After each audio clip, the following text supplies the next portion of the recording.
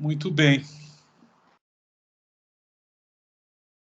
Nós já estamos com a sessão em gravação, né? E então eu peço aos colegas que mantenham o microfone desligado, a não ser que venham a falar, né, se pronunciar. E essa é a sessão de julgamento da primeira Câmara Julgadora do Tribunal de Impostos e Taxas, do dia 2 de agosto de 2022. Nós temos presentes na sessão, eu conduzindo os trabalhos, o doutor João Maluf Júnior, a doutora Luciana Vendramini, o doutor Eduardo Soares de Mello, o doutor Jandir Daliluca, como representante fiscal, a doutor Alexandre. E temos também a presença da doutora Franciele, que fará a sustentação oral. Vamos seguir direto para o caso, que é o caso da Malbec do Brasil, comercial importadora e exportadora, que a doutora fará a sustentação, não é, doutora Franciele? Não, na verdade, eu faço sustentação para a Dudalina. Ah, para a Dudalina. Isso. Me desculpe. Me desculpe. Imagina. Mas se quiser começar por esse, sem problemas. Não, perfeito. A gente tem de praxe aqui ao costume de começar pelas sustentações orais, tá? Então, vou retificar aqui a pregoação do caso.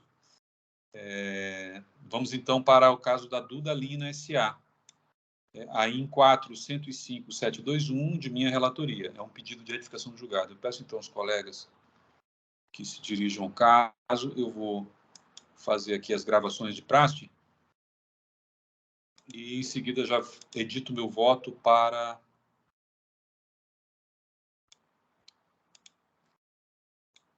os colegas poderem acompanhar.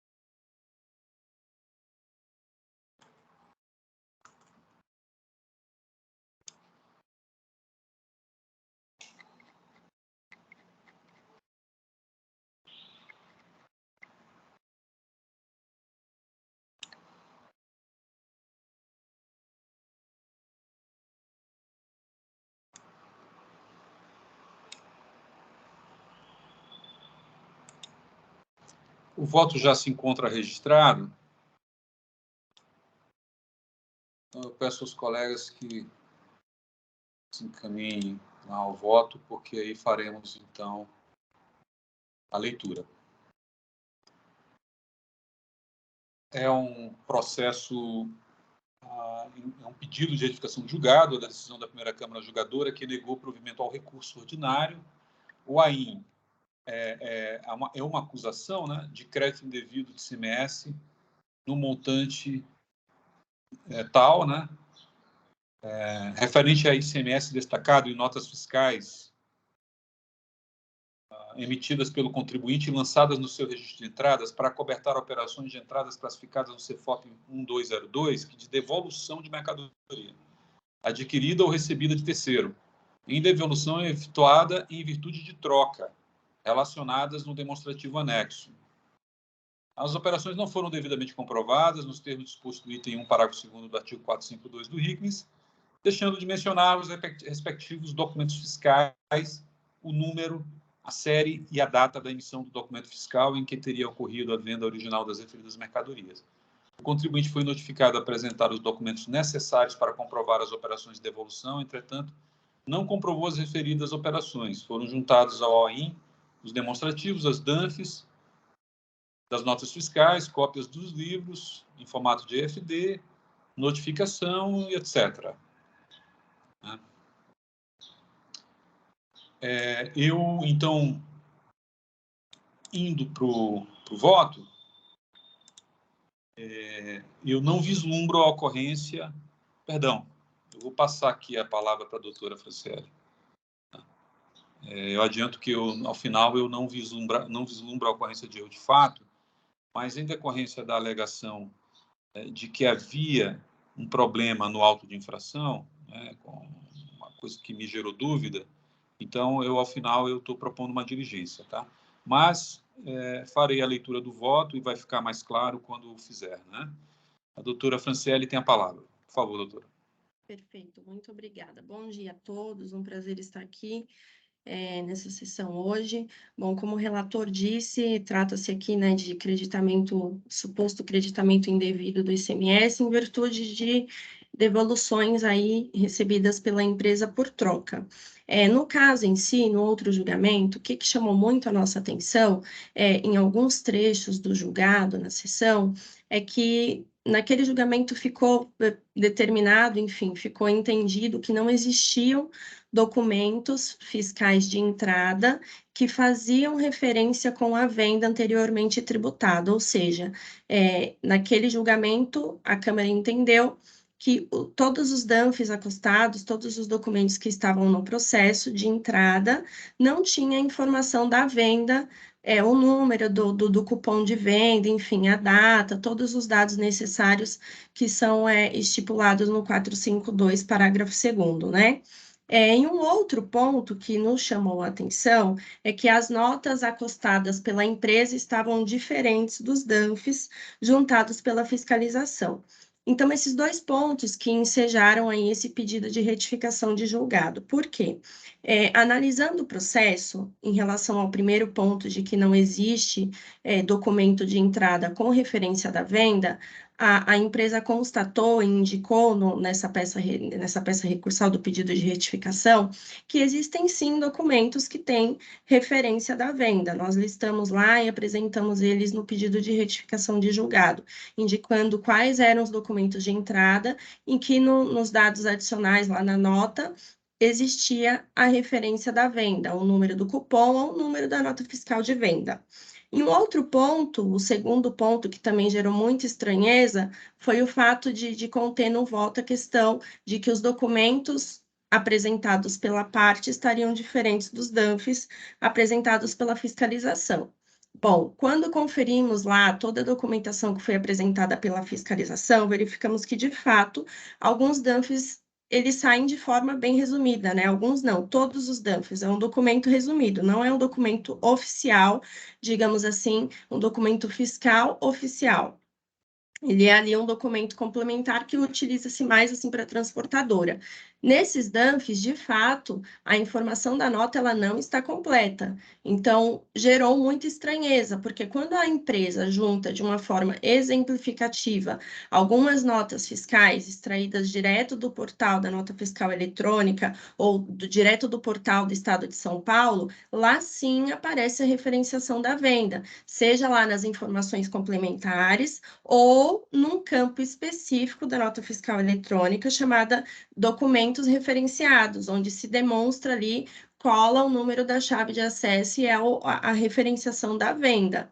Então, nota-se que o erro aí possivelmente tenha ocorrido em virtude desses DANFs apresentados pela fiscalização estarem de forma resumida, não serem os documentos oficiais de fato que deveriam ser utilizados para análise assim do caso.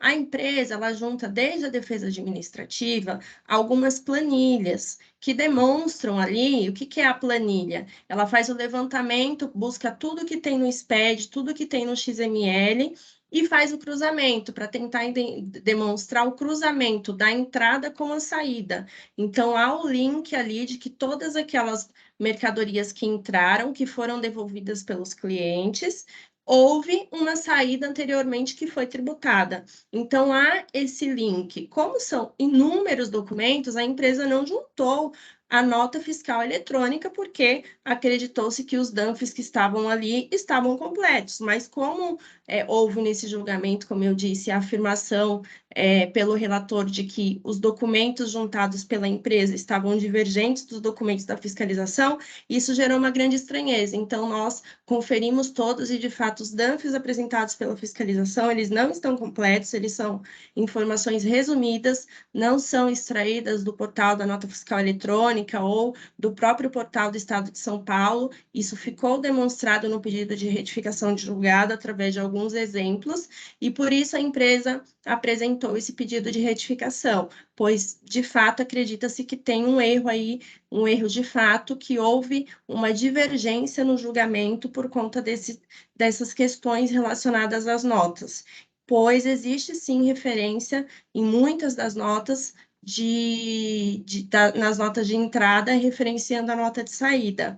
Então, a empresa pede que seja aceito, enfim, o pedido de retificação para que seja sanado isso, né? Perfeito. Obrigado, doutora Franciele. Parabéns aí pela sustentação, bem objetiva, né? Eu vou começar o voto, mas vou fazer um pequeno esclarecimento, né?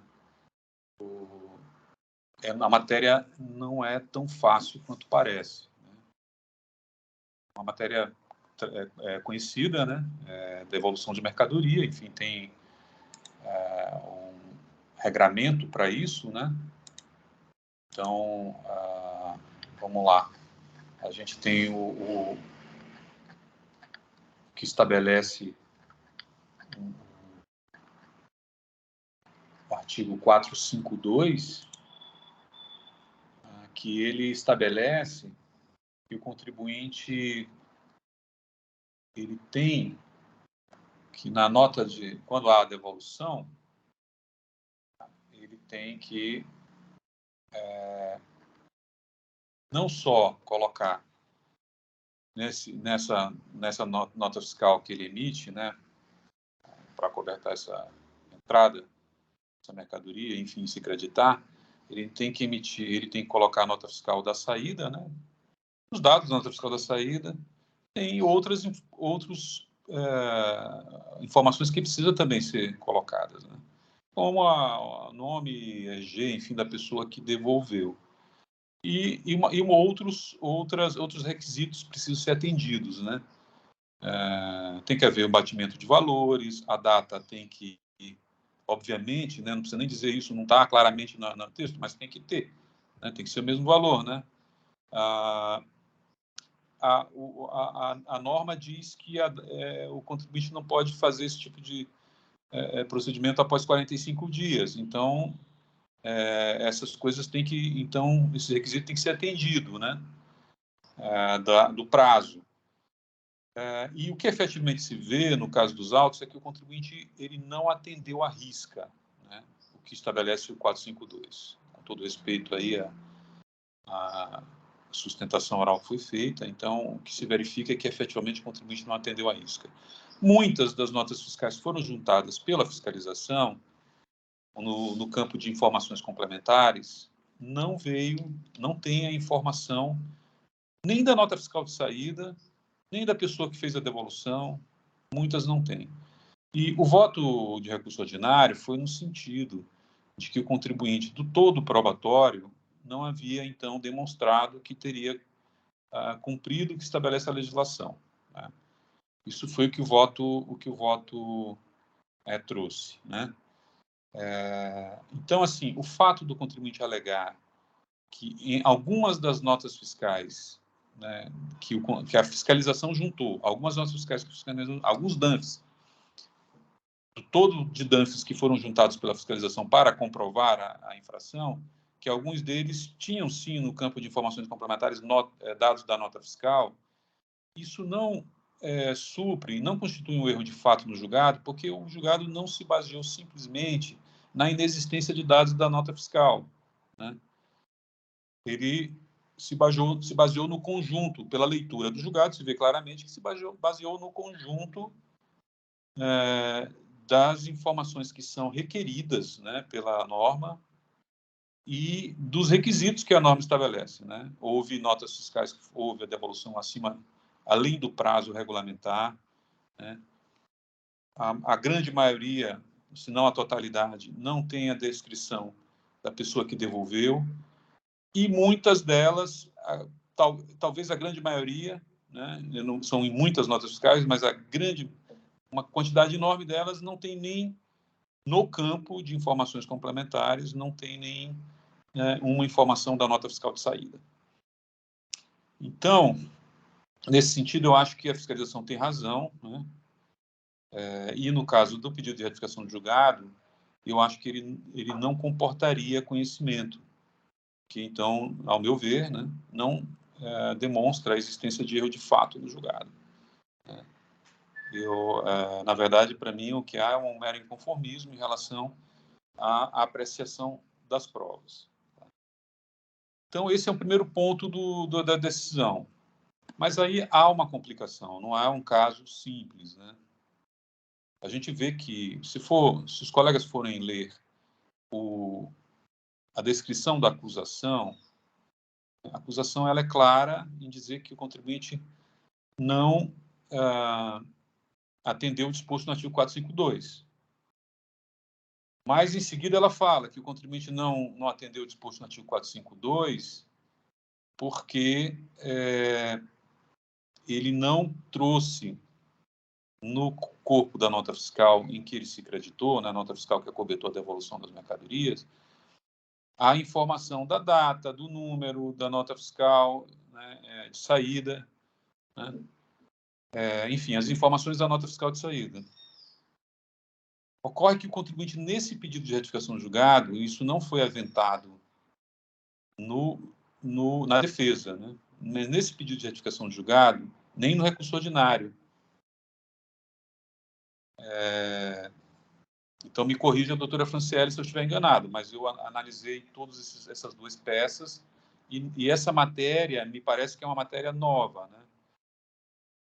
É uma matéria nova que eu não acho que seja um impedimento, né, apreciar essa matéria. Mas eu vou falar o porquê, né, depois. Mas eu já apreciando essa matéria, eu acho que há uma complicação aqui no seguinte sentido. Como a infração é especificamente porque o contribuinte não trouxe informações da nota fiscal de saída, e no pedido de retificação de julgado, o contribuinte ele traz prints do sistema de nota fiscal, né? E ele traz esses prints e ele mostra que muitos desses prints aí, ele não traz a totalidade, né? Mas traz uma amostra de notas fiscais, até pequena para o todo, né? Mas, enfim, nesses prints, ele realmente demonstra que houve o lançamento em campos diferentes das informações adicionais, né? Das informações complementares, né? O lançamento das informações dessas notas fiscal de saída. Então, ele traz um campo que é documento fiscal referenciado, né? Inclusive, o contribuinte argumenta que as portarias que estabelecem o critério, a regra para lançar essa informação da nota fiscal de saída, estabelecem que nesse campo aí, né, de documento fiscal referenciado que deve vir constar essa informação da nota fiscal de saída. A fiscalização, ao lavrar o auto de infração, ao juntar os DANFs, né, que suportariam a acusação, não trouxe esse campo, né, documento fiscal referenciado, não veio. De fato, no campo informações complementares, não tem informação da nota fiscal de saída. Outra complicação é que, mesmo nesse campo documento fiscal referenciado, que o contribuinte trouxe alguns prints aqui, mostrando que lá ele lançou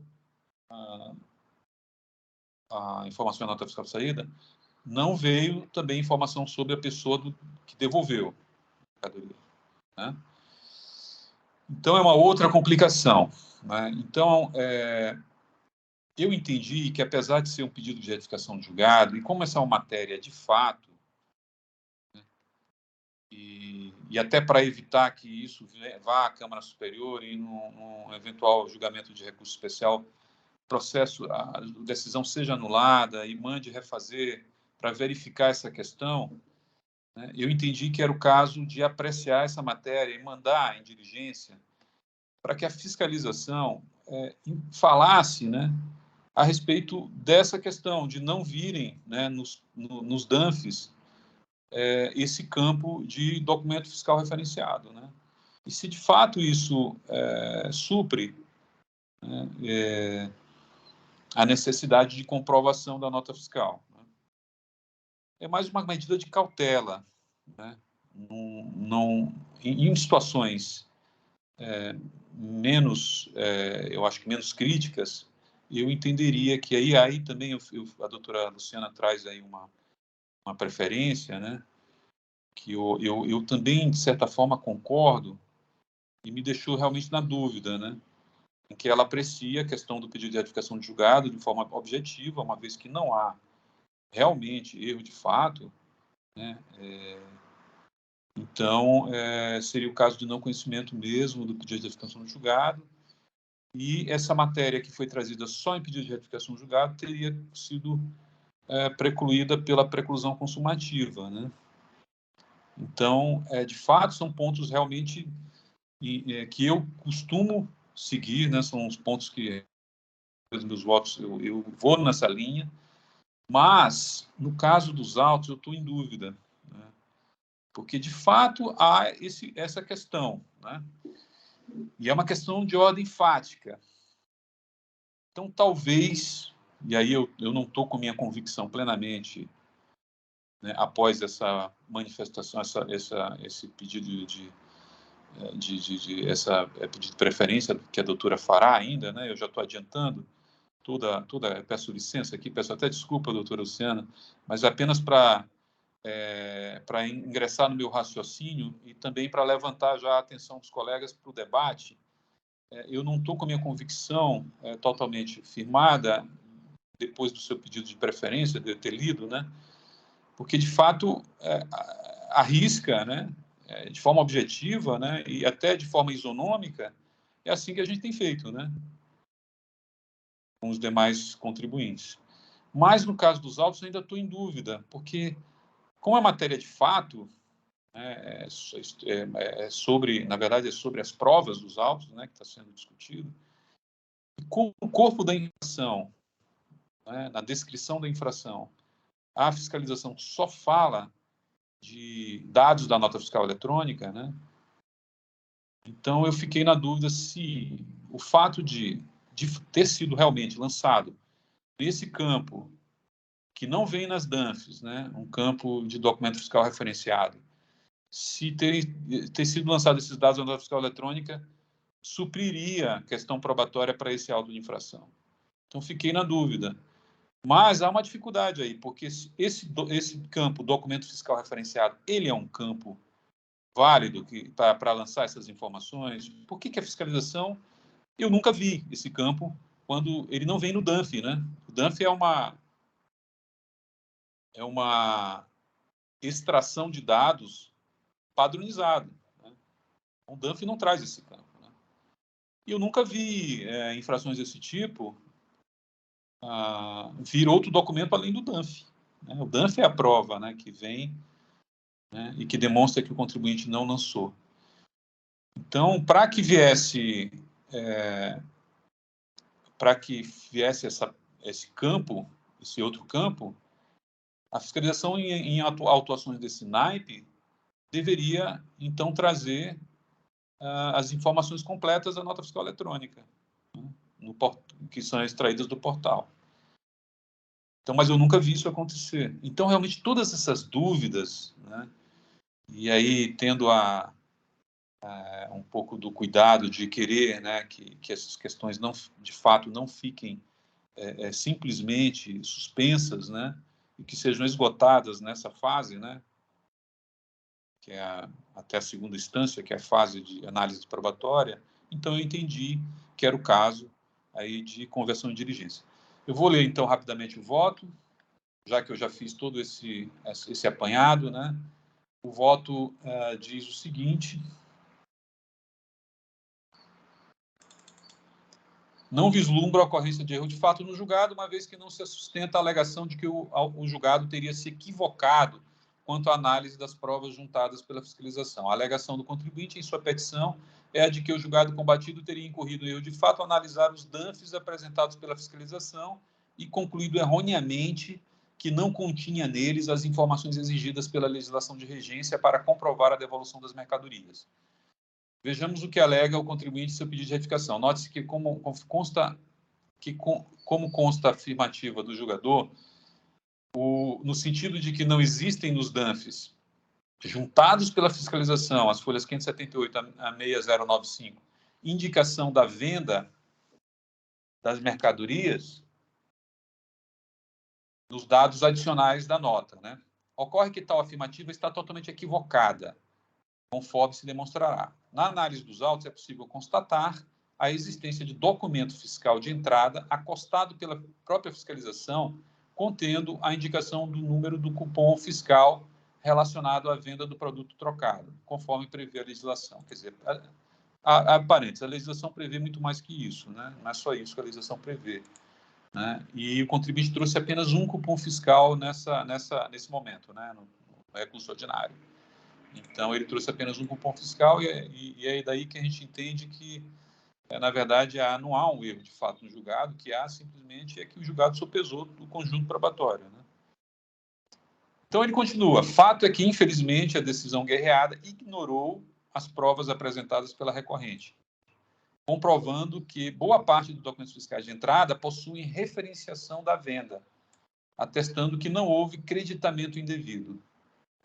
Para melhor visualização do alegado, a recorrente demonstra que o DANF juntado pela fiscalização nas folhas 5.960 indica os dados adicionais do documento fiscal, o número do cupom fiscal relacionado na venda. Então, é esse DANF aí das folhas 5.960 que foi trazido, que foi apontado, né, pelo contribuinte em seu recurso ordinário. Então, eu sigo no meu voto e digo que veja-se que as alegações do contribuinte estão centradas na sua discordância a respeito da apreciação das provas por parte da decisão objulgada. Nada obstante, diverso ponto de vista a respeito da apreciação de provas não implica a existência de erro de fato no julgado, mas de apenas diversos pontos de vista. Ademais, a indicação de apenas uma nota fiscal que supostamente teria a indicação das informações exigidas pela legislação não invalida a fundamentação do julgado, uma vez que lá, conforme se depreende claramente do trecho abaixo transcrito, a fundamentação foi baseada no conjunto probatório como um todo. Então, entre aspas, assim disse o julgado, né? Verifica-se dos autos, DANFs de folhas 578 a 6095, que, embora o contribuinte tenha emitido nota fiscal, o fez sem atender os requisitos acima referidos. Eu já havia falado antes da norma do artigo 452. Né? Conforme se verifica, não há em tais documentos a indicação dos dados da nota fiscal que acobertou a operação de saída correspondente, não permitindo fazer a correlação entre as saídas e devoluções. Também não há em tais documentos a indicação da pessoa que efetuou a suposta devolução, nos termos exigidos pela legislação. Veja-se que, ao contrário do que afirma a recorrente, tais informações não estão no campo dos dados adicionais e das informações complementares a notas fiscais. As planilhas apresentadas pela recorrente, as folhas tais, não suprem a exigência da legislação de que as informações estejam contidas nas notas fiscais emitidas na entrada das mercadorias devolvidas. Ainda que assim não fosse, né, no caso das planilhas, há diversas inconsistências em tais planilhas, como o creditamento de valores de semestre e supostas devoluções de mercadorias vendidas por outro estabelecimento, o que não é permitido pela legislação, conforme, inclusive, já se manifestou a Fazenda em resposta à consulta 13.149 de 2016. Além do que, sabe-se que a recorrente não adota o sistema de apuração centralizado. Também se verifica que, de tais planilhas, como bem alertou a representação fiscal em seu parecer, que existem diversas supostas devoluções que superaram os 45 dias exigidos pela legislação. Veja-se, por exemplo, no caso da nota fiscal 7347, que, segundo verifica-se na própria planilha apresentada pelo contribuinte, teria superado a marca de 1 ano e meio entre a operação e a devolução. Então, fecha aspas, isso foi o que tratou a decisão combatida pelo pedido de retificação do julgado. Por outro lado, continuando meu voto, né? Por outro lado, como bem assentado no trecho acima transcrito, a decisão deixou claro que o contribuinte não cumpriu o todo exigido pela legislação, que envolve também a existência de informação a respeito da identificação da pessoa que promover a devolução, mencionando a espécie e o número do respectivo documento de identidade, bem como a existência de creditamento referente à devolução de outros estabelecimentos e devoluções que superam 45 dias. Portanto, a simples alegação de alguns dos DANFs continham os dados da nota fiscal de saída não supre a exigência da realização de regência no tocante ao conjunto de informações necessárias. Veja-se que, conforme acima demonstrado novamente, a autuada não cumpriu a exigência da legislação, em especial o parágrafo 2º do artigo 452 do RICMES, no tocante ao todo do conjunto probatório carreado aos autos, razão pela qual não há qualquer mácula na decisão. Ainda que assim não fosse, a alegação tirada pela autuada em si, o presente pedido, não constituiria erro de fato, mas mero inconformismo com as razões postas pela decisão recorrida. Nada obstante, a autuada alega também que os DANFs juntados pela fiscalização folhas 578-6095, nos quais se baseou a decisão recorrida, encontram-se incompletos, uma vez que eles não revelariam as informações postas nos campos de documentos fiscais referenciados e nota fiscal eletrônica. Informações essas que, segundo a autuada, teriam o condão de demonstrar que cumprira as exigências postas na legislação no tocante à sistemática de devolução de mercadorias. Vejamos o que alega a autuada em seu presente pedido, entre aspas. Ou seja, com todo respeito, a primeira Câmara Julgadora se baseou estritamente aos DANFs juntados pela fiscalização às folhas 578-6095, os quais possuem informações resumidas e incompletas, deixando de analisar os documentos fiscais oficiais, apresentados de forma exemplificativa no recurso ordinário da recorrente, as folhas 6486, 6487 e 6488, por exemplo. Veja que o campo denominado documentos fiscais referenciados, que foi criado pelo sistema da nota fiscal eletrônica, exatamente para os casos de vinculação de documentos relacionados, tem a indicação nos termos regulamentares do documento fiscal referenciado vinculado. E na consulta da chave de acesso indicada acima, diretamente no portal da nota fiscal eletrônica, confirma-se que se trata de uma operação de venda via nota fiscal 12.831, conforme tela. Eu vou abrir aspas aqui, e eu fui, parênteses, né? E fui lá tentei verificar nas normas se há uma exigência de que esses dados venham em qual ou tal campo. E me parece que o que de praxe ocorre é que os contribuintes eles lançam no campo informações complementares. Até porque esse é o único campo que vem na DANF, né? Mas não vejo que há uma exigência para que seja feita assim. E o contribuinte, ele traz um normativo que trata da questão de notas fiscais referenciadas, né? Eu não consegui entender se a nota fiscal referenciada, que trata de outras hipóteses, também abarcaria a questão da nota fiscal de devolução, né, na entrada, referenciando a nota fiscal de saída. Também não entendi o que me deixou em dúvida, né, e mais um motivo para converter o julgamento de diligência e entender essa questão, né. Então, fecha aspas, fecha parênteses, vamos seguir. A recorrente também constatou, continua o contribuinte falando em seu pedido de retificação de julgado, né? A recorrente também constatou que a informação disponibilizada na consulta completa do portal Nota Fiscal Eletrônica da Fazenda Estadual de São Paulo encontra-se em total acordo com o portal da Nota Fiscal Eletrônica. Veja-se que a consulta do mesmo documento fiscal, nota fiscal de entrada 12.886, a informação relacionada à operação de venda encontra-se nas informações adicionais, no entanto, na aba de documentos fiscais referenciados, nota fiscal eletrônica, campo este, infelizmente, não indicado pelo agente fiscal e não confirmado pelo julgado. Esclareça, com a experiência da área fiscal, vê-se que as informações complementares indicadas nos DANFs só são impressas os dois campos denominados de informações adicionais e informações complementares de interesse do contribuinte, mas não imprimem os campos documentos fiscais referenciados, campo nota fiscal eletrônica. Por isso, o fiscal e o julgador não viram a vinculação que existe e está lá nos documentos fiscais indicados na planilha da recorrente. Por fim, vale ressaltar que a recorrente emitiu nota fiscal eletrônica cumprindo estritamente o Manual de Orientação do Contribuinte, né, versão 6.00, o qual define as especificações e critérios técnicos necessários para a integração entre os portais das Secretarias de Fazenda do Estado e os sistemas de informações das empresas emissoras de nota fiscal eletrônica, conforme consta na página 178, em relação à aba de documento fiscal referenciado, constante no campo de informações adicionais de qualquer documento fiscal eletrônico.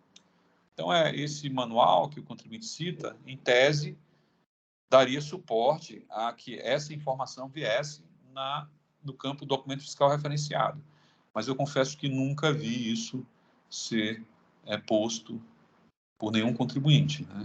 Todos os contribuintes, nessa hipótese, trazem informação no campo do que é do meu conhecimento. Talvez os senhores tenham conhecimento de casos em que as informações tenham vindo nesse campo, né, de documento fiscal referenciado. Então, fecha aspas, retorno ao meu voto e concluo, né? A autuada junta em seu pedido prints do portal da nota fiscal eletrônica, né, e bem como apresenta a planilha exemplificativa, os quais, em tese, demonstrariam a regularidade do seu procedimento. Como a matéria acima referida não fora suscitada anteriormente, aparentemente por constituir, a meu ver, alegação de relevância para o deslinde do caso, no tocante à análise das provas que dão amparo à autuação, entendo que os autos devam ser encaminhados à fiscalização para que se manifeste a respeito das alegações acima postas, constantes do presente pedido de retificação de julgado. Assim, em razão das alegações postas na petição apresentada pelo contribuinte, entendo que os autos devam ser encaminhados à fiscalização para se manifestar a respeito da questão referente à suposta incompletude dos DANFs de folhas tais, por elas juntados aos autos, e que embasariam a acusação. Ante o exposto, converto em diligência o presente julgamento do pedido de retificação de julgado para que, primeiramente, a fiscalização se manifeste, conforme acima referido, após que a autuada seja intimada a se manifestar e, por fim, com trânsito pela representação fiscal para a manifestação. Então, esse é o meu voto. Eu abro, então, a palavra para o debate, mas a doutora Luciana já teve o pedido, né, de preferência, então eu vou passar a palavra diretamente para a doutora Luciana. Doutora Luciana. Ok, obrigada, presidente. Eu já posso lançar o voto no sistema? Acho que é melhor, né? Você pode... Tá. Pode sim. Eu vou só entrar aqui, tem várias... A doutora já fez o pedido? Não, acho que você precisa registrar seu voto, doutor. Tá.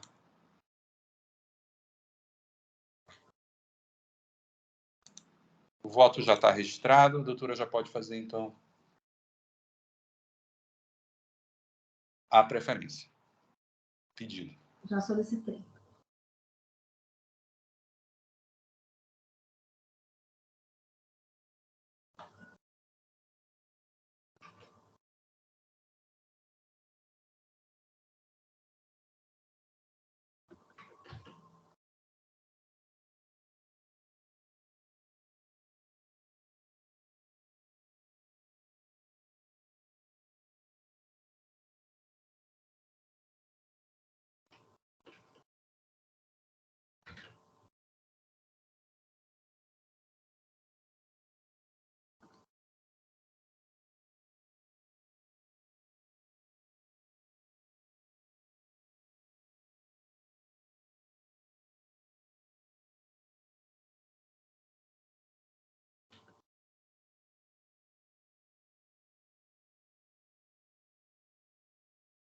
Então, posto aqui também como recurso ordinário no voto,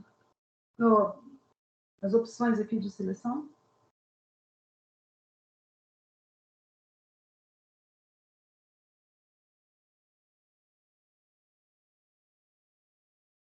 Tem algum problema para a doutora registrar a preferência? Porque ele está pedindo recurso, como se estivesse registrando decisão em recurso ordinário também.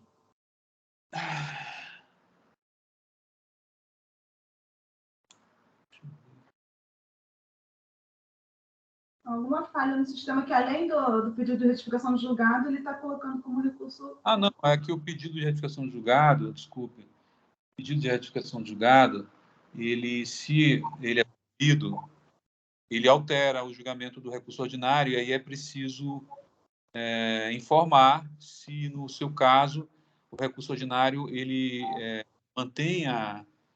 continua sendo julgado da forma como foi julgado, né? Que é no seu caso, né? Então, ele mantém a infração. Então, a doutora precisa registrar. Como, no meu caso, é uma diligência, então eu não tenho essa necessidade de registrar o que aconteceu. Como a doutora não está conhecendo o pedido de refação julgado, mas está alterando os juros, pelo que eu lembro, então tem que registrar como recurso ordinário parcialmente provido. Tá? Agora que eu me toquei dessa questão.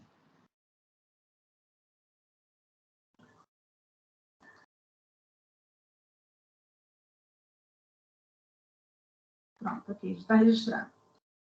Proceder à leitura, então. Então, pedir preferência dos presentes autos para tecer algumas considerações acerca da controvérsia que já foi posta, que já foi objeto do voto do ilustre relator, doutor João Maluf, a quem rendo minhas homenagens. Né? Adoto o relatório elaborado pelo relator. Como já colocado, cuide-se de pedido de justificação no julgado, interposto em face de decisão proferida por esta primeira Câmara Julgadora, que negou o provimento ao recurso ordinário apresentado pelo outro lado. Que eu cito, então, o artigo 15, eu não vou prolongar aqui, também o artigo 966, parágrafo 1º da Lei 13.105, do Código de Processo Civil. Como muito bem elaborado, muito bem explicitado no voto de relatoria, a resignação do contribuinte não se amolda aos contornos do pedido de retificação do julgado, tratando-se de mera tentativa de ver reapreciados argumentos e provas já analisados em sede de recurso ordinário, hipótese para a qual a espécie não se presta. Eu cito aqui também o que dispôs o relator, né, faço alguns destaques, e digo que é independente de dúvidas que, em nenhum dos casos apontados pelo outro lado, a decisão retificanda deixou de admitir fato inexistente ou considerou inexistente fato efetivamente ocorrido, razão pela qual acompanho a conclusão do voto de relatoria quanto à não ocorrência de erro de fato no julgado. Por outro lado, observo que, malgrado tal entendimento, o nobre relator propõe o encaminhamento dos autos à fiscalização para manifestação quanto à suposta incompletude dos danos juntados aos autos pelo fisco. E assimilo e respeito o entendimento do nobre juiz, contudo, ouso dele discordar. Explico.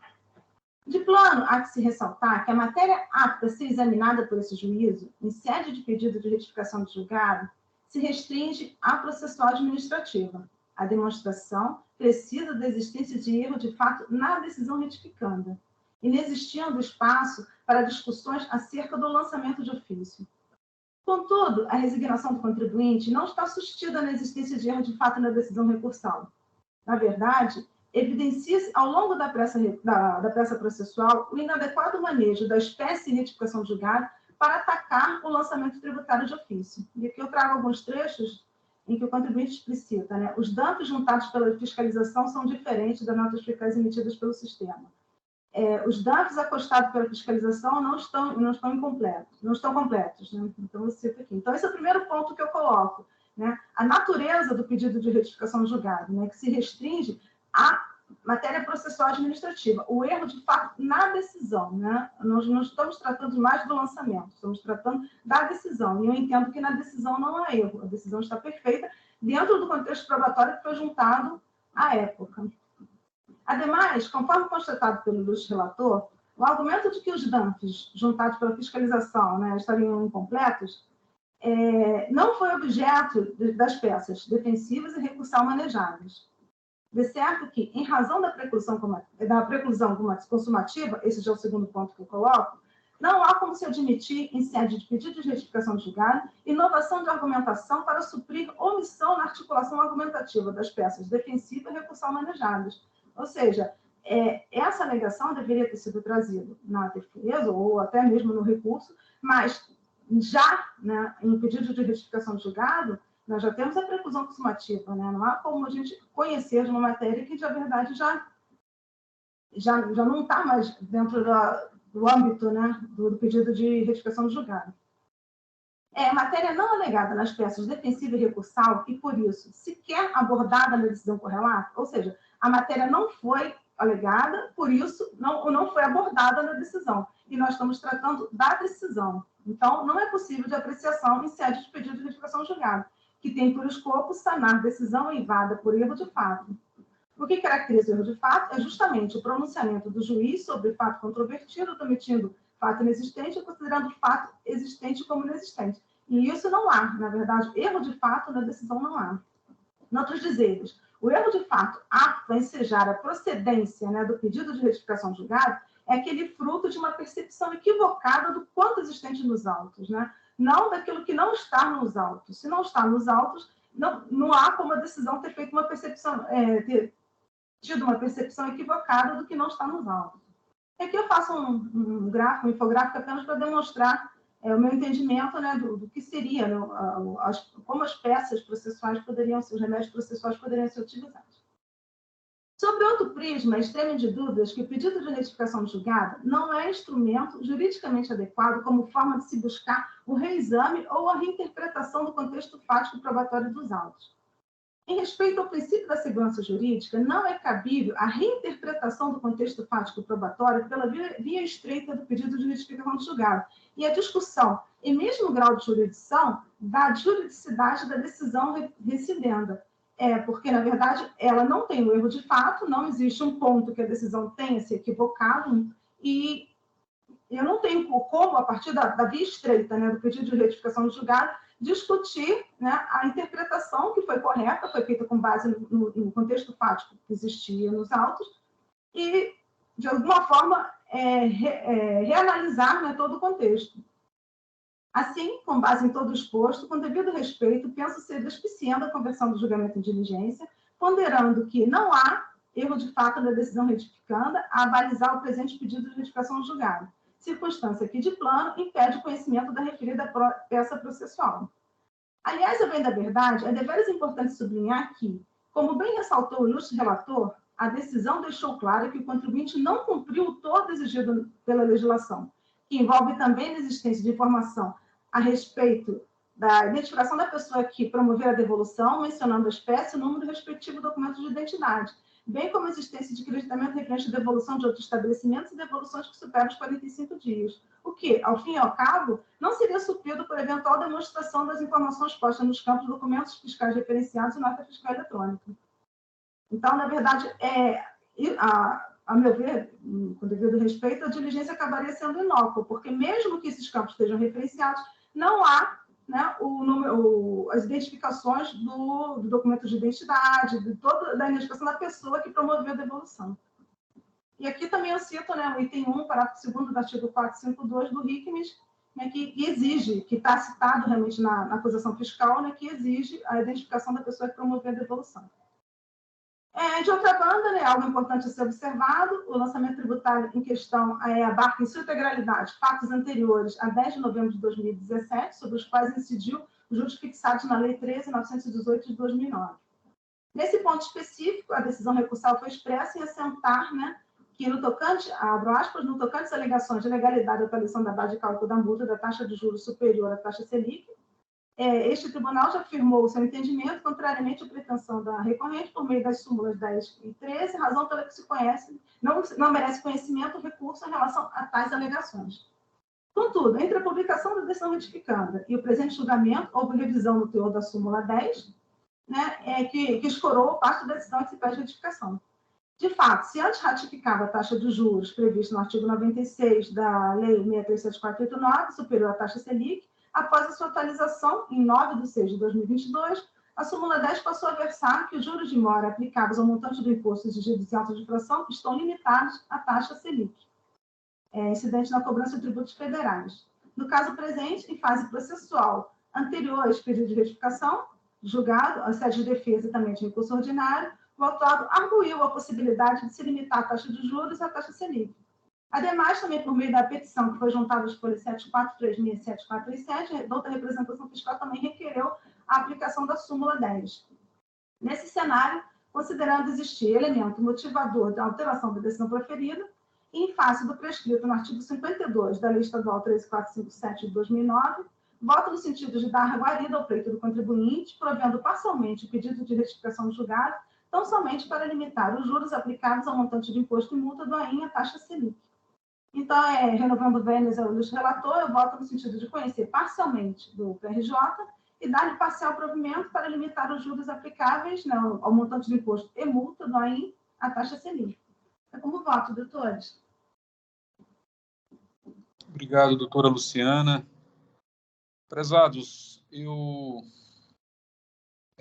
vou adiantar, claro que eu vou abrir o debate, passar a palavra para os colegas, né, mas eu vou adiantar que eu parabenizo a doutora Luciana pelo voto.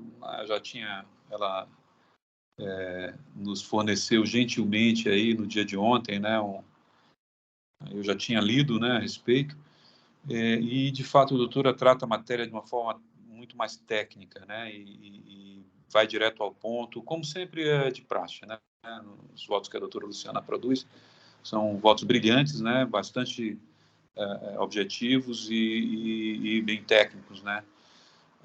Eu estou quase 100% tendente a seguir a doutora Luciana e mudar meu voto. Tá? Mas eu vou abrir os debates, já aviso os seus colegas, né, doutor Eduardo, doutor Jandir, e então vou passar a palavra aqui. Doutor Eduardo, doutor Jandir, para quem eu passo a palavra primeiro? Doutor Jandir. Doutor Jandir, com a palavra. Pois não, doutor João. Realmente esse caso ele é peculiar, né? E implica aí várias considerações, né? Inicialmente, quanto ao citado erro de fato aí relativo à análise das DANFs, né? Conforme o seu voto bem destacou, as alegações do contribuinte refletem o inconformismo, né? Com a apreciação das provas, né? No entanto, a suposta, né, má apreciação, se é que houve má apreciação, ela não implica na existência de erro de fato, né? Então, nessa situação, eu concordo que não haveria motivos para conhecimento do pedido. Eu também concordo que a indicação, né, conforme o contribuinte aborda, de apenas uma nota fiscal, que supostamente teria a indicação das informações exigidas pela legislação, não invalida, né, a fundamentação que se baseou no conjunto probatório como um todo, né, conforme o voto bem destacou. Agora, já quanto à alegação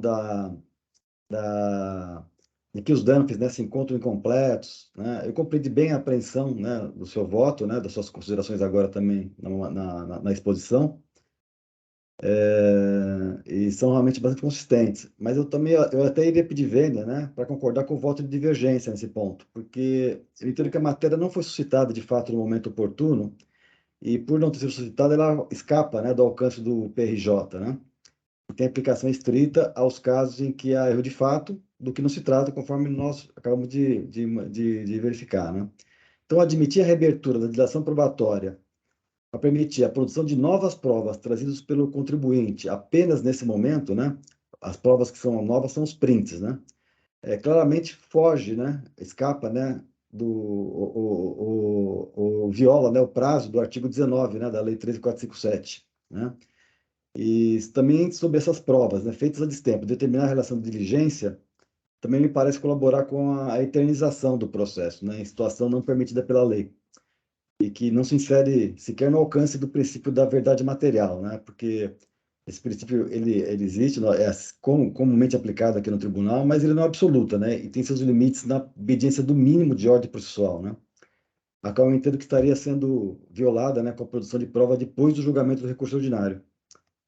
Então, com relação a isso, eu estou me pedindo vênia para o doutor João, eu vou acompanhar a doutora Luciana, e só enfatizando que, com relação à revisão da súmula 10, eu até achei curioso, porque inicialmente eu fiquei em dúvida, né, porque não há pedido do contribuinte em relação a isso, né, mas há pedido da representação fiscal, né. Eu não sei se vai ser uma praxe da representação fiscal fazer pedidos nesses casos, mas, de qualquer forma, com a existência da súmula anterior, ela impedia, inclusive, que o contribuinte recorresse do assunto, eu acho que ele nem poderia falar do assunto, né, no recurso, abordar a questão dos juros, porque existia uma súmula que o impedia de colocar a matéria em discussão. Então, eu também acho que é passível de conhecimento até ex officio, tendo visto essa mudança de posicionamento do tribunal com relação a essa matéria. Então, também eu vou acompanhar também nesse aspecto. Então, assim, pedindo licença ao doutor João, né, muito embora ele já se manifestou no sentido de que vai até acompanhar, possivelmente, a doutora Luciana, eu também me encaminho para acompanhar a divergência. Era isso, doutor João, muito obrigado. Obrigado, doutor Jandir. Eu fico mais tranquilo porque eu vejo que o contribuinte, ele, no recurso especial, ele traz a matéria como nulidade, né? Então, eu acho que isso vai ser apreciado pela Câmara Superior, e aí a instância mesmo, realmente a instância mais apropriada para apreciar questões que fogem ao escopo do pedido de retificação de julgado, como questões de nulidade, de erro de apreciação da prova, enfim. Então, eu acho que complementando aí o que o doutor Jandir falou, né? Então, doutor Eduardo. Mais uma vez, bom dia a todos. Eu vou ser econômico nas palavras, até porque os votos são bem detalhados, né? E já houve aí debate suficiente. Mas já adianto que vou acompanhar a doutora Luciana, claro que em razão de outros argumentos expostos no voto, mas ressaltando o que é dito no voto da juíza com preferência, de que a diligência ela vai se revelar inócua, porque já tem aqueles 3 elementos faltantes, né? Não tem identificação daquela pessoa que promoveu a devolução, passou os 45 dias, né? A questão do creditamento referente à devolução relacionada a outros estabelecimentos. Então, me parece que não haveria qualquer possibilidade de uma eficácia que pudesse militar em favor do contribuinte, embora, como muito bem colocado no voto, ou melhor, nas explicações do relator, eu, em geral, sou a favor de diligência, né? Eu acho que sempre é postura cautelosa, que na grande maioria das vezes não vai implicar em prejuízo às partes litigantes. É claro que, infelizmente, há diligências que têm o objetivo de postergar, aqui nunca foi, nunca vai ser o caso, né? Mas na situação, no caso vertente, eu entendo realmente que não vai surtir efeito, porque há outros motivos, né? Em relação à súmula 10, a questão colocada pelo Dr. Jandir, né? Que não houve argumentação da parte, mas houve a manifestação da representação fiscal, embora também com a súmula anterior não era possível trazer à bala a questão, né? É curioso porque, embora tenha havido a superveniência, né, dessa súmula revisada, sempre me incomodou muito, né, a gente ter principalmente a decisão do órgão especial do TJ no sentido da inconstitucionalidade, ainda que assim não fosse, eu entendia que não se poderia cobrar em patamar superior à Selic, e o TIT não acolhia, né, na superior. Havia até manifestações em público de juízes fazendários dizendo, e o doutor Maluf deve se recordar, olha, deveria aqui a gente dar provimento, né, essa alegação do contribuinte, mas veja, tem a súmula, quer dizer, os juízes fazendários concordavam que deveria ser acolhida a pretensão do contribuinte, né? Pelo menos aí houve a iniciativa do presidente do TIT, doutor Argos, no sentido de fazer valer essa nova postura agora sedimentada. Então, assim, o que para mim sempre houve foi uma imoralidade da administração pública quando não reconhecia essa nova postura, né? Isso com implicações ali na esfera judicial, com a sucumbência, na verdade a sociedade tendo que arcar com essa falta de postura mais ética, né? Mas enfim, pelo menos agora foi revisado, então sem muito me alongar, falei que ia ser econômico nas palavras, não fui, eu acompanho a doutora Luciana e parabenizo os dois pelos excelentes votos e sempre pela postura cautelosa do Dr. Maluf, né, em relação à diligência, sempre que é possível. Nesse caso, eu da Tavene, eu penso de forma um pouquinho distinta. Muito obrigado, doutor Eduardo. É isso aí. Eu acho que resumiu mesmo o sentimento.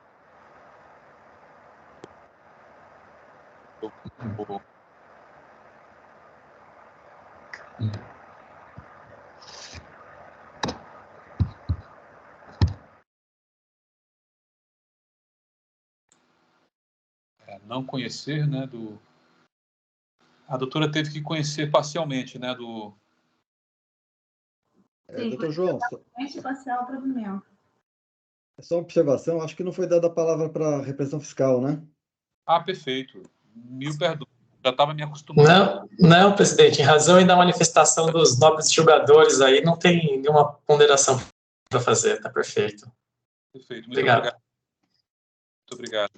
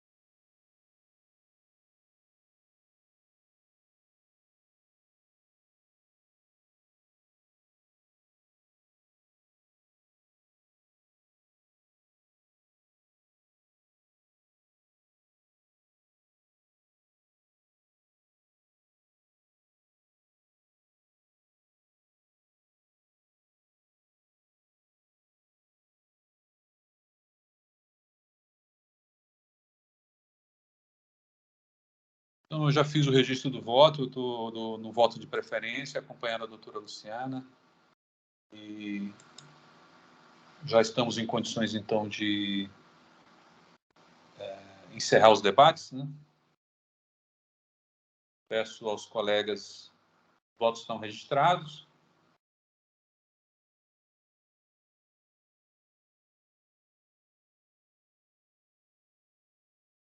E vamos, então, verificar o quórum para a votação.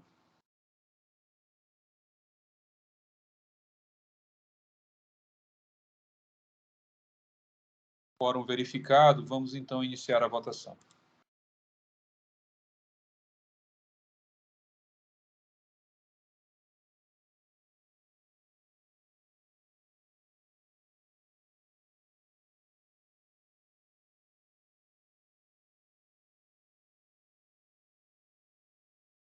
A votação encerrada, processo de Dudalina S.A., AIN 4.105.721, teve o seu pedido de retificação julgado parcialmente conhecido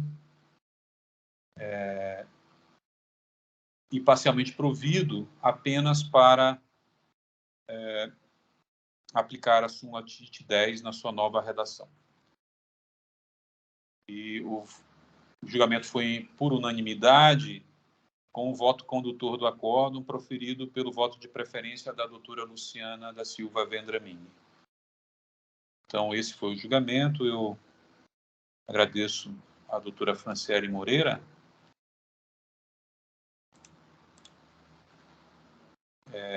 E desejo um bom dia e vamos passar para o próximo caso. Muito obrigada, bom dia a todos e bom trabalho, viu? Obrigado. Tchau, tchau.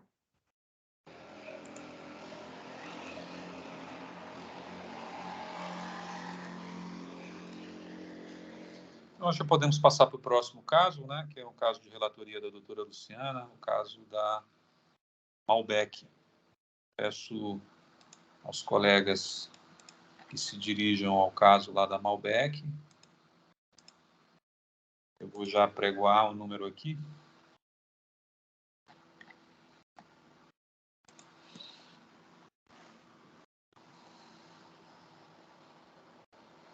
É o AIN 4142177, Malbec do Brasil Comercial Importadora e Exportadora Limitada, um recurso de ofício. Doutora Luciana, assim que quiser, eu tenho que fazer os registros aqui para que a doutora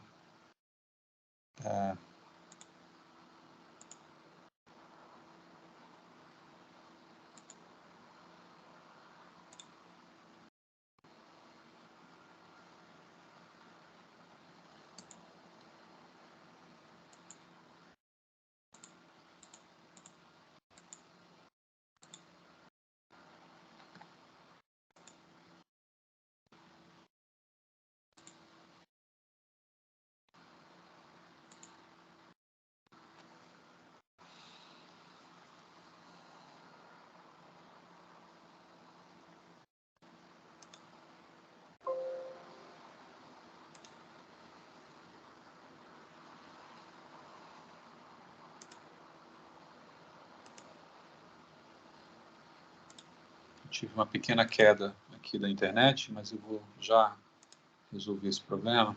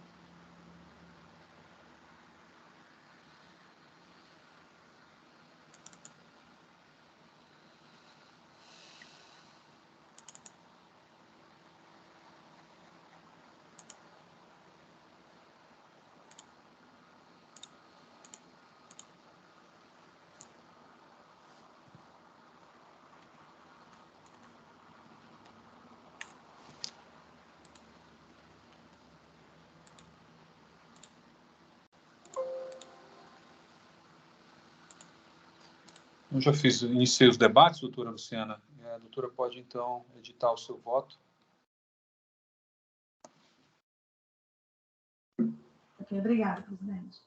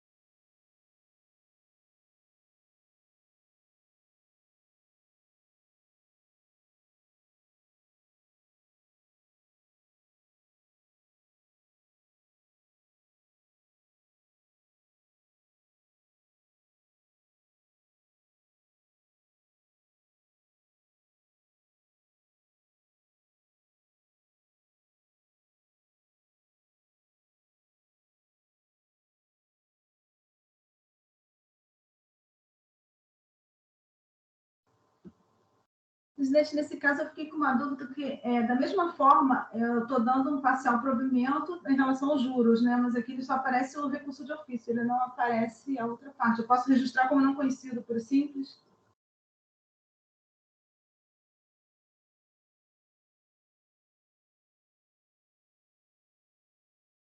Não está, tem áudio. Perdão, a doutora não está conhecendo o recurso de ofício, né?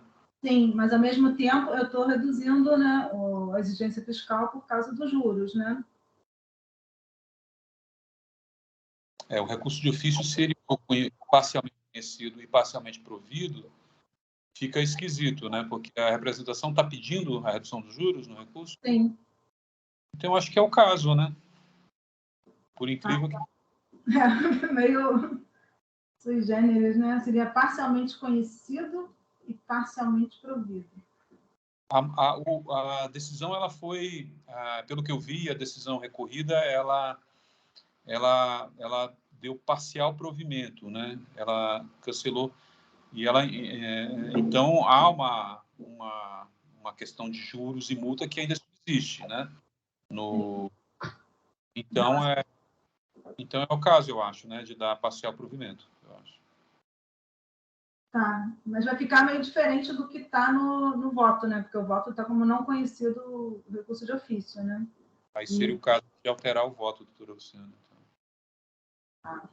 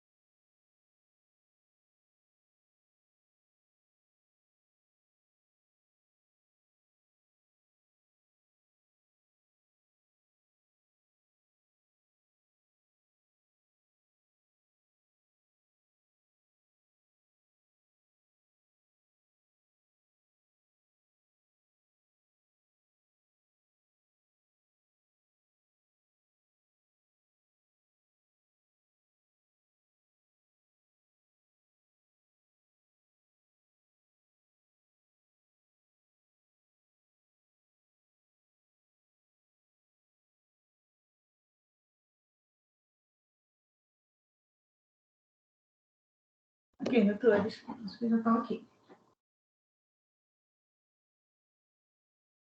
Vou proceder, então, à leitura do voto. É um caso bem simples, né? São na verdade, 4 condutas, são 4 infrações, né? 4 itens infracionais, mas, na verdade, são 2 condutas. Uma falta de pagamento por meio de recolhimentos especiais do ICMS devido até ao momento do desembaraço aduaneiro de mercadorias importadas do exterior, por conta de ordem autuada. E a outra é a apropriação devida de crédito do ICMS decorrente da escrituração de documentos fiscais que não atendem às condições previstas nos itens 2 e 3 do parágrafo 1º do artigo 59 do RICMES, relativamente à entrada de mercadorias no estabelecimento. Em sua defesa, o contribuinte alegou que parte dos fatos geradores objeto da presente atuação fiscal ocorreu entre os meses de março de 2015 e agosto de 2016, e que, em face do que dispõe o artigo 150, parágrafo 4º, 156.7 do CTN, o fisco deveria ter homologado o lançamento no período de fevereiro de 2020 e julho de 2021. E concluiu que, na data da lavratura do presente AIM, que foi 21 de nove de 2021, já estava expirado o prazo quinquenal e decaído o direito do fisco em efetuar um novo lançamento em relação aos referidos fatos geradores. A matéria foi submetida à análise do julgador monocrático, que entendeu que, em relação aos fatos e períodos questionados pelo autuado, não houve o pagamento do imposto para o Estado de São Paulo, o que ensejaria a aplicação da regra decadencial prevista no artigo 173, inciso 1 do CTN.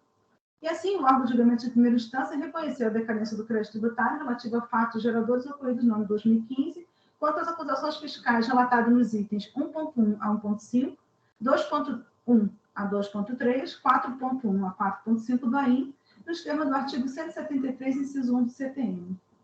A dupla representação fiscal apresentou o parecer de folha 169 e 173, se manifestando pelo não provimento do recurso de ofício interposto.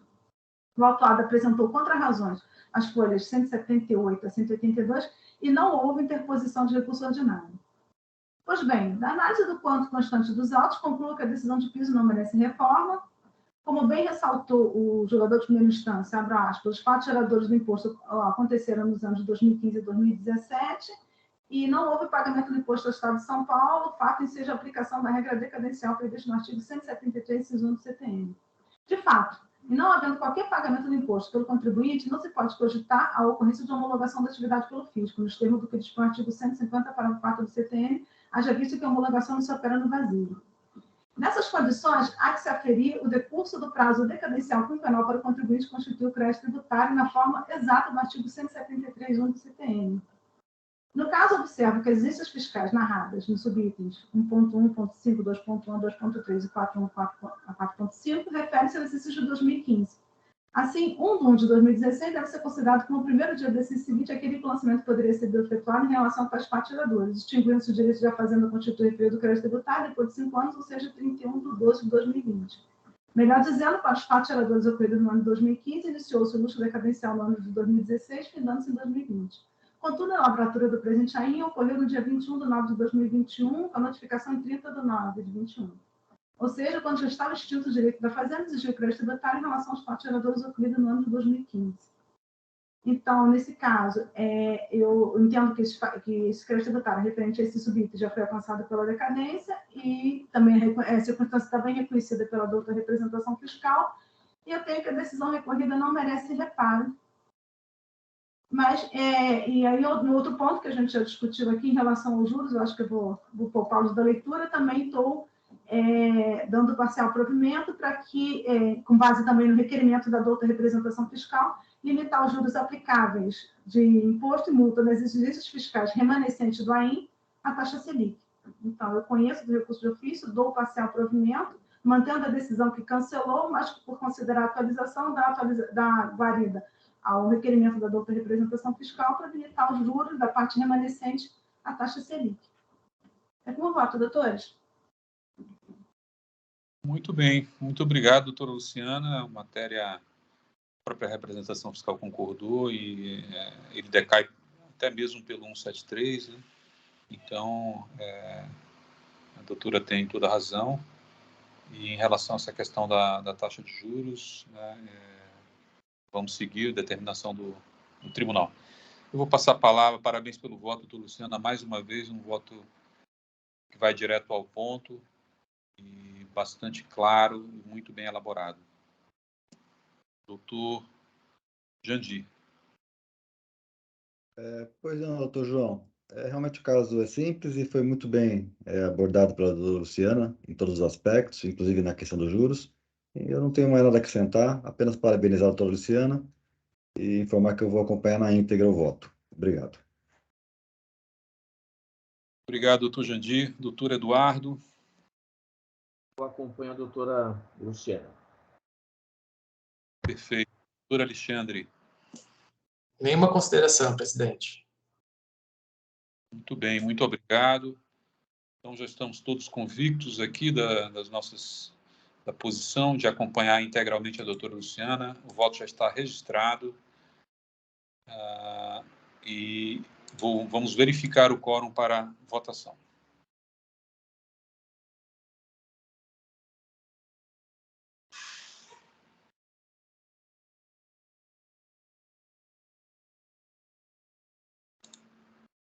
Vamos iniciar a votação.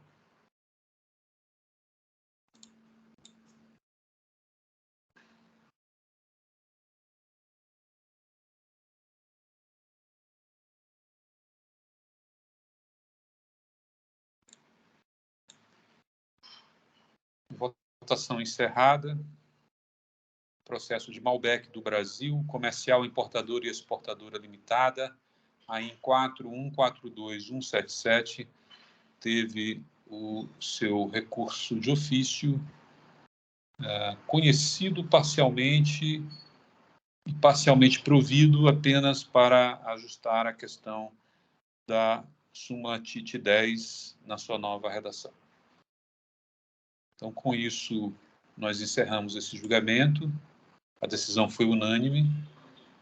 E, então, encerramos também a sessão do dia de hoje, né? Foi o nosso último processo. Agradeço a todos por esse primeiro dia no nosso retorno nas sessões, para essa segunda parte do primeiro ano desse biênio, né?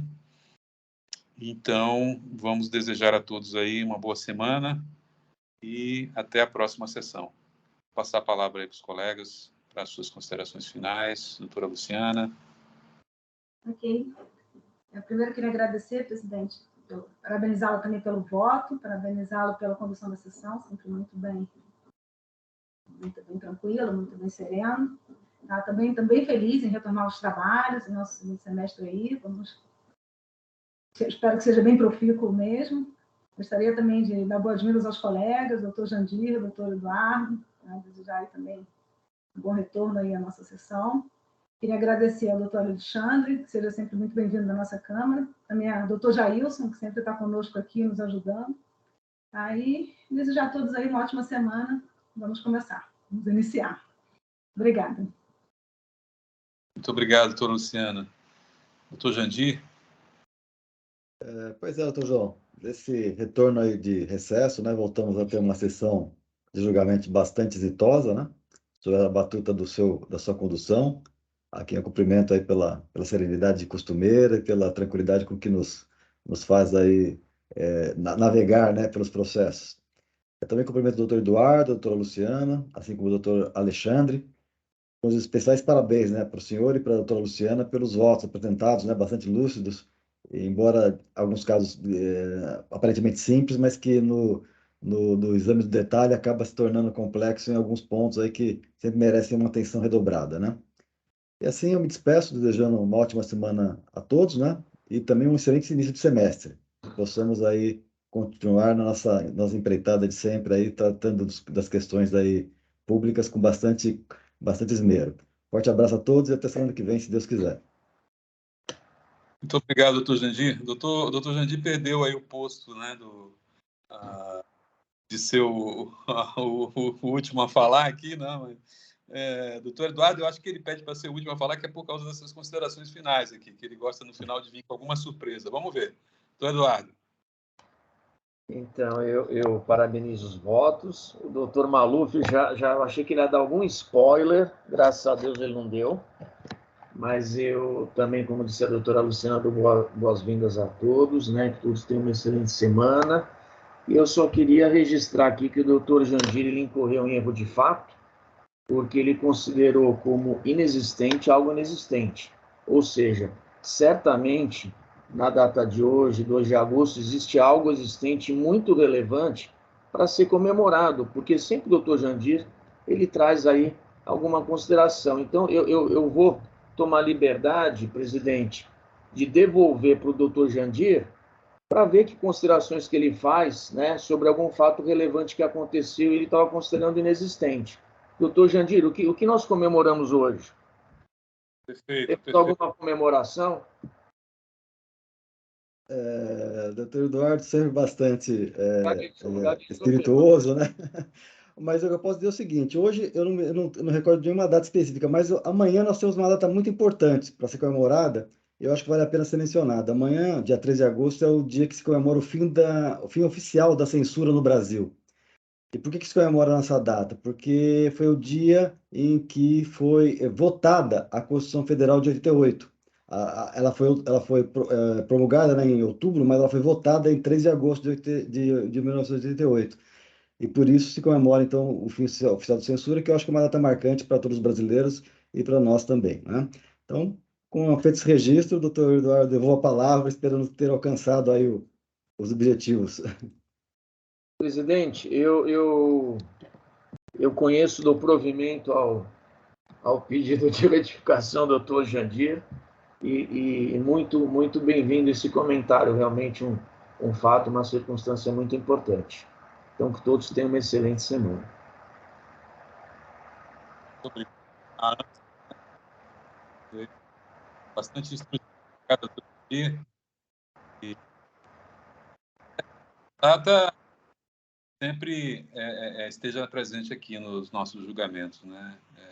Nada de censura, nada de desrespeito, nada de fazer o trabalho pela... E aí eu vou passar então a palavra para o doutor Alexandre, para fazer suas considerações. A gente tem de praxe sempre fazer isso no final, doutor Alexandre, e desejar uma boa semana e encerrar de uma forma mais agradável, né? Doutor Alexandre. Obrigado, doutor. É um prazer voltar a fazer as câmaras de jogadoras, que eu gostava muito de fazer quando eram presenciais. E um prazer rever a colega Luciana, aí, a brilhante colega aí, que ajudava muito lá a gente nas dúvidas na representação logo que eu entrei lá. Boa semana a todos aí. E o próximo semestre, quem vai ser a titular dessa Câmara vai ser a Maria Cláudia.